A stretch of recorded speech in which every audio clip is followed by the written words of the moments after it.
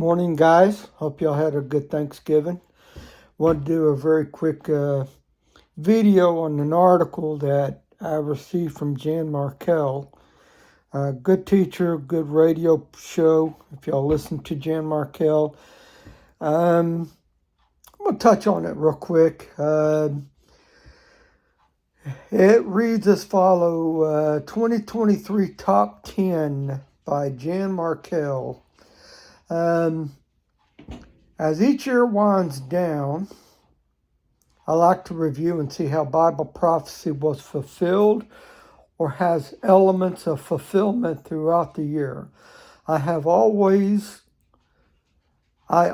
have too many options to choose from, and maybe that is a nice dilemma.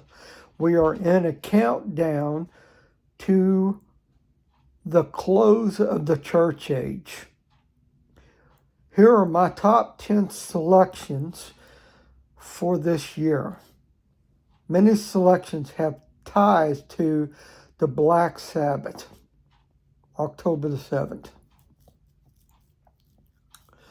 Number 1, the world decided that Israel, can I help you?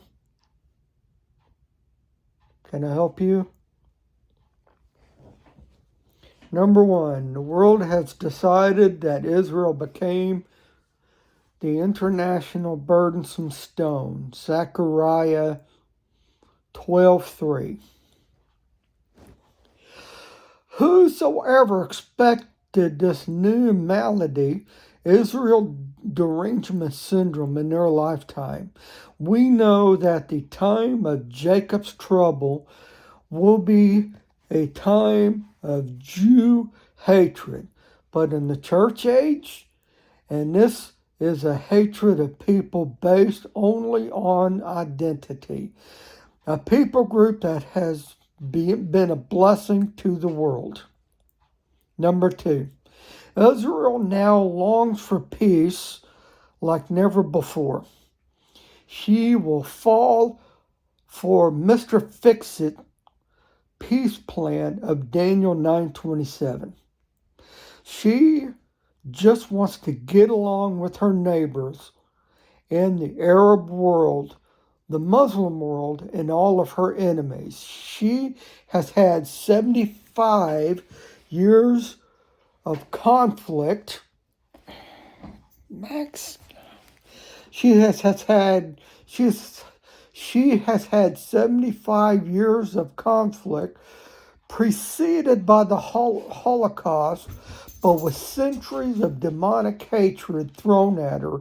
The Antichrist will be stunning in his deceit of a nation longing for peace and security. He will overwhelm them in his efforts. Number 3, for a segment of society, love has grown cold. This is a tribulation reference in Matthew 24, but we're in a run up. But I can't read today. But we're in a run up to that. We're watching large segments of society favor barbarians. Millions have sided with the butchers of Hamas. There are Facebook groups praising Hamas, college campuses, no shame. Jewish students are hiding in secluded areas. And much of the world and parts of the church shrug in indifference and seem to enjoy cursing Israel. Number 4, Gog and Magog further align as they unite against Israel. One periodical reports that Turkey's president Recep Erdogan wants to lead the Muslim world against Israel so his country can become a great power. Russia has pledged to come to Iran's rescue if Israel attacks. The three power players of Ezekiel 38 and 39 are Russia, Turkey, and Iran. They are aligning more every day, and particularly in 2023. Number 5, the church is slipping further into apostasy. Many churches revealed theology that has encouraged them to remain silent during Israel's greatest crisis since the Holocaust. Many openly sided with the so-called Palestinians. The silence of the shepherds has been staggering and devastating to many church members. Too many won't deal with prophecy, current events, or even, let me read that back. Too many won't deal with prophecy, current events, or Israel won't take a stand. It's time to call out evil and to love what and who God loves. Too many churches refuse. This year has exposed them. Number 6, Jews are coming home in greater numbers, are more open to the gospel. Since the October the 7th Hamas attack, there has been a 149% increase in interest to the return of Israel from Jewish French citizens, an 81% increase from North American Jews. The trauma of October the 7th will leave deep scars to the nation and people forever. The crisis is driving the Jews to seek God like never before in history. Many are leaving secularism, mysticism, and more to call out the God of the Bible. Number 7, strong delusion. 2 Thessalonians 2 intensifies and abounds. The Biden administration continues to give Iran billions. The White House expresses deep concern about Islamophobia, not anti-Semitism. Biden gives hundreds of thousands of dollars to mosques. We have seen young people praise Osama bin Laden in spite of the reality of radical Islam. The solution in the Middle East is a Palestinian state. Everywhere evil is called good.